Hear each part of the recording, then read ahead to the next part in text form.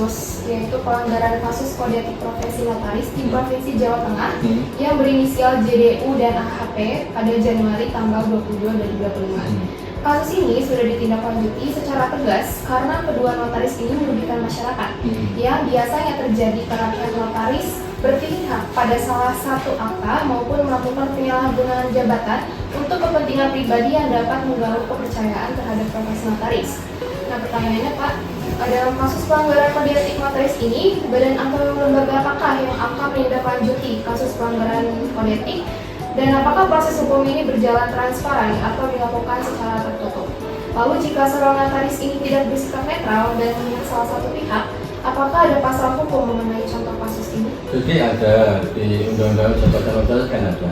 Tadi kan ada MPD, MPB, sama MPB. MPD itu nanti sifatnya memberikan rekomendasi.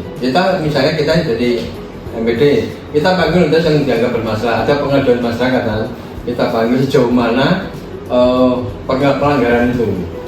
Dari MPD kan ada tim dari notaris ada 3, dari akademisi, dari urusan pemerintah. Itu kan digabung di Majelis Pengawas Daerah. Nah dari itu nanti akan direkomendasikan ini notaris melanggar kode etik apa enggak. Nah, setelah itu nanti dibawa ke MPW. MPW kan disidangkan lagi. Nanti dipanggil juga notaris termasuk pengadunya. Setelah dipanggil unsurnya ada enggak? Apa istilahnya melanggar kode etik? Kalau ada yang dari MPD mengeluarkan rekomendasi bahwa ini melanggar pasal ini misalnya gitu, karena terjadi gini-gini. Nanti yang bisa mutus jadi MPB.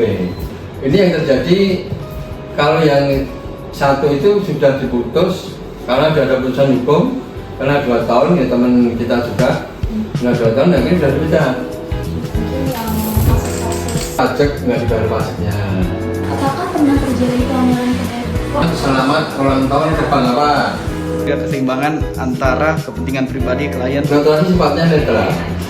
Saat ini cukup kuat untuk menutup celah kritis. Mungkin tidak masalah. Paling kita tutup 24 jam sebenarnya itu kapan boleh. Situasi di mana notaris itu bisa menolak. Melanggar hukum dan kesusilaan kita masih belum menolak. Dan kalau akta itu yang lembaga itu asli. Kita telepon ke notaris yang bikin. Bahkan sering muncul apakah terjadi lagi? Kan dari isu pemerintah berapa? Itu sering datang kalau ada pertemuan. Dan yang paling banyak sering banyak berdua.